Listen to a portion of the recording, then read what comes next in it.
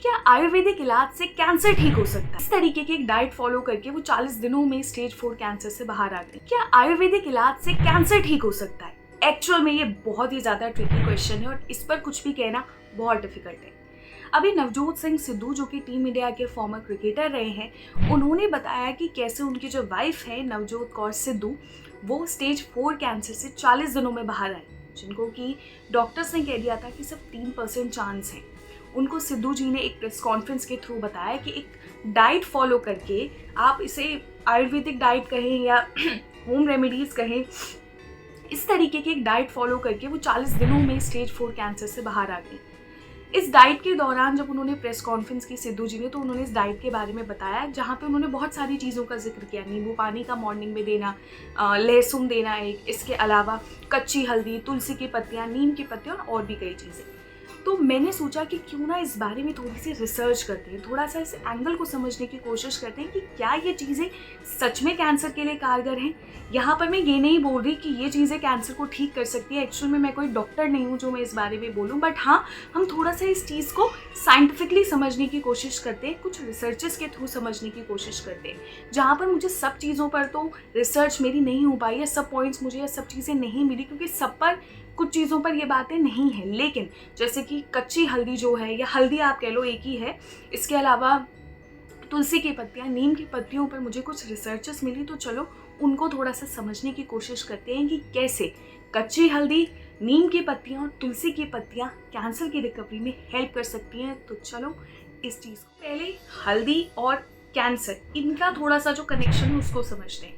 तो जब मैंने अपनी रिसर्च शुरू की, तो सबसे पहली चीज़ हमने हल्दी के बारे में मैंने जब पढ़ी, तो मुझे यूके जो है वहाँ का एक जो कैंसर रिसर्च जो फाउंडेशन है उनका आर्टिकल मिला, जिसके अंदर मैंने देखा कि उसमें ये लिखा गया है उस आर्टिकल के अंदर कि जो हल्दी है वो एक विकल्प हो सकती है, एक ऑप्शन हो सकती है, या अल्टरनेटिव हो सकती है कैंसर ट्रीटमेंट के दौरान।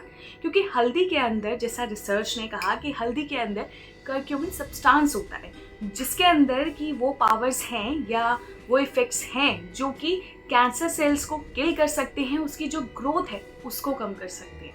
इसके अलावा और भी दूसरी स्टडीज़ हैं जो कि इस चीज़ को थोड़ा सा प्रूफ करती। 2013 के अंदर एक और स्टडी हुई इस पर, जो कि इंटरनेशनल लेबोरेटरी स्टडी थी। ये हुई जो बाउल कैंसर सेल्स होते हैं उस पर, जहाँ पर ये देखा गया कि जो कर्क्यूमिन होता है वो अगर कीमोथेरेपी के दौरान दिया जाए तो ज़्यादा बेहतर काम कर रहा है। जो मैंने बताया कि कर्क्यूमिन क्या है, हल्दी में मौजूद एक सब्सटेंस होता है।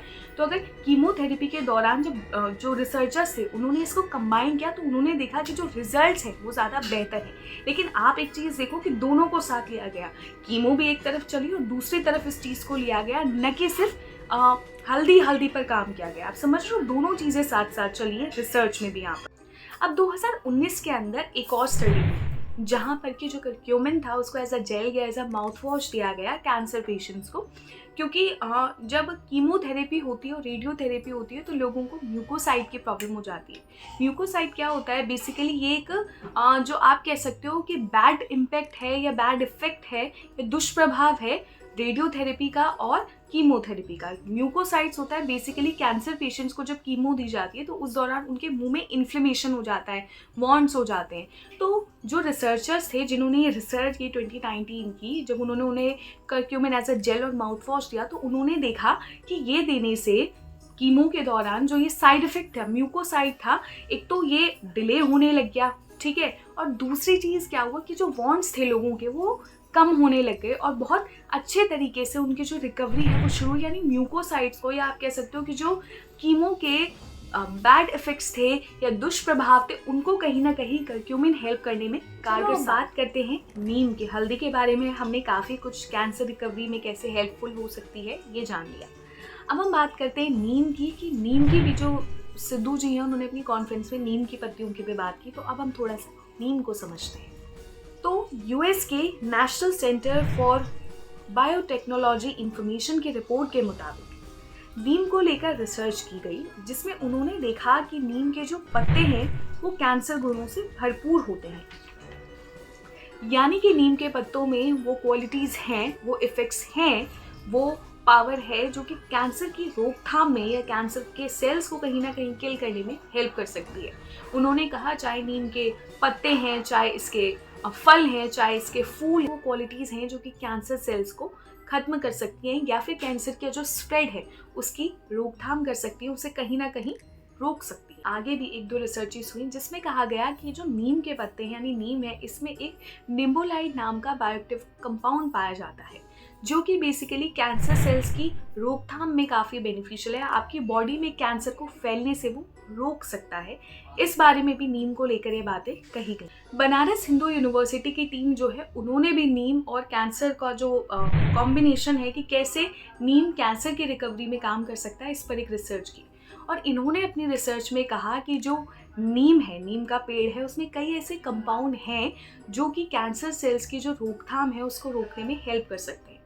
इन्होंने कहा कि इसके अंदर जो नीम के अंदर मौजूद निम्बोलाइड होता है जो कि एक बायोएक्टिव कंपाउंड है, वो कैंसर सेल्स को फैलने से रोक सकता है। लेकिन जो निम्बोलाइड है वो सिर्फ कुछ ही कैंसर्स की रोकथाम के अंदर बेनिफिशियल हो सकता है, सब तरह के कैंसर्स को नहीं रोक सकता। वहीं पर हैदराबाद के कुछ जो साइंटिस्ट थे उन्होंने भी नीम के पत्तों को कैंसर की रिकवरी में हेल्पफुल पाया।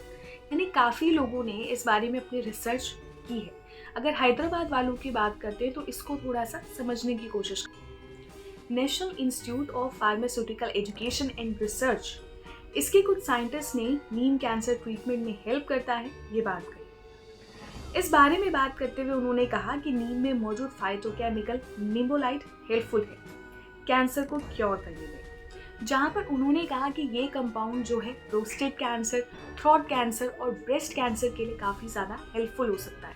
अब बात करते हैं तुलसी के पत्तियों के बारे में। तो ऐसा कहा गया, सबसे पहले थोड़ा सा तुलसी को समझते हैं। तो तुलसी हम सब जानते हैं कि तुलसी को हम सब जो है उनको पूजते हैं। हर भारतीय घर में, हर इंडियन घर में आपको इजीली मिल जाएंगी तुलसी माता, उनकी बहुत ज़्यादा पूजा होती है।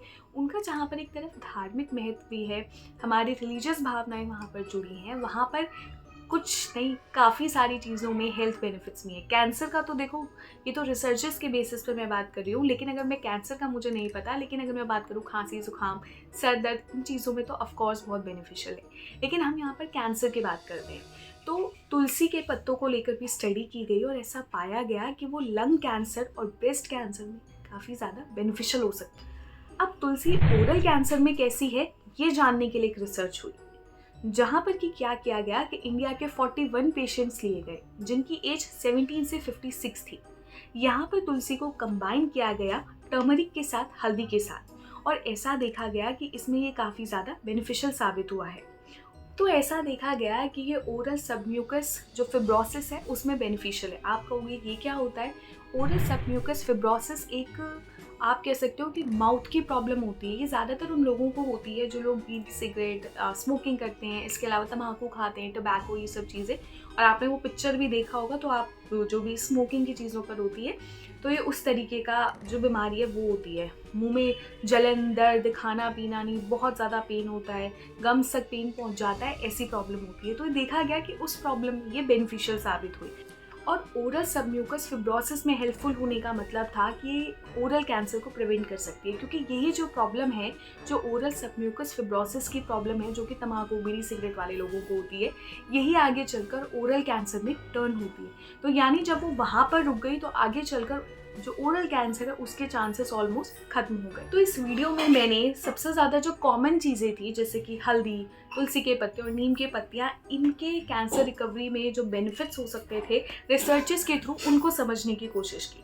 ये सारी की सारी जो मेरी रिसर्च हैं, जो चीज़ें मैंने आपको बताई, ये सारी की सारी मैंने गूगल से ली है। कोई भी इंफॉर्मेशन कोई मेरी खुद की बनाई हुई नहीं है, क्योंकि मैं कोई डॉक्टर नहीं हूँ तो मैं आपको इस बारे में कुछ भी नहीं कह सकती। मैं आपसे कहूँगी कि अगर आप एक कैंसर पेशेंट हैं सो आई मस्ट से कि प्लीज़ अपने डॉक्टर को विजिट करें, अपने डॉक्टर के पास जाएं और तभी एक सही ट्रीटमेंट लें। कोई भी वीडियो देखकर या कोई भी बात सुनकर आपको ट्रीटमेंट नहीं लेना चाहिए। और ऑफ कोर्स हमारे इंडियन आयुर्वेदा में बहुत कुछ है, हमें बहुत कुछ मिला है वहाँ से, और ऑफ कोर्स उसमें भी बहुत पावर है, लेकिन इट्स गुड और इट्स बेटर, या मैं कहूँगी बेस्ट, कि आप एक बार डॉक्टर से इस बारे में बात करें। अगर आप एक ऐसी भी डाइट फॉलो करना चाहते हैं जिसमें ये चीज़ें शामिल हैं तो इट्स बेस्ट कि आप अपने डॉक्टर से कनेक्ट करें, उनसे बात करें कुछ भी चीज़ें, क्योंकि कैंसर मतलब एक बड़ी बीमारी में, ये नहीं कहूँगी कि ऐसी बीमारी है जो खत्म नहीं हो सकती है। ऑफ कोर्स लोगों में बहुत ज़्यादा पावर होती है, विल पावर हो तो हर चीज़ खत्म हो सकती है, तो कैंसर भी हो सकता है, लेकिन ज़रूरत होती है सिंसियरिटी की कि उस दौरान आप एक सही ट्रीटमेंट लो। तो इसलिए मैं आपसे कहूँगी कि बेस्ट ये होगा अपने डॉक्टर को कंसल्ट करें, उनसे एक बेहतर ट्रीटमेंट लें और हर चीज़ पर पहले सोचें, समझें, क्वेश्चन करें अपने डॉक्टर से जाकर कि क्या आपके लिए बेस्ट है। इस वीडियो में मैं आपको यही बताना चाहती थी कि मैंने सोचा ये टॉपिक इतना ज़्यादा स्प्रेड हो रहा है, सो इट्स गुड कि थोड़ा सा इसको समझने की कोशिश की जाए। आपको वीडियो कैसा लगा कमेंट करके बताओ और इस वीडियो को सभी के साथ शेयर करना ज़रूर। Okay, bye.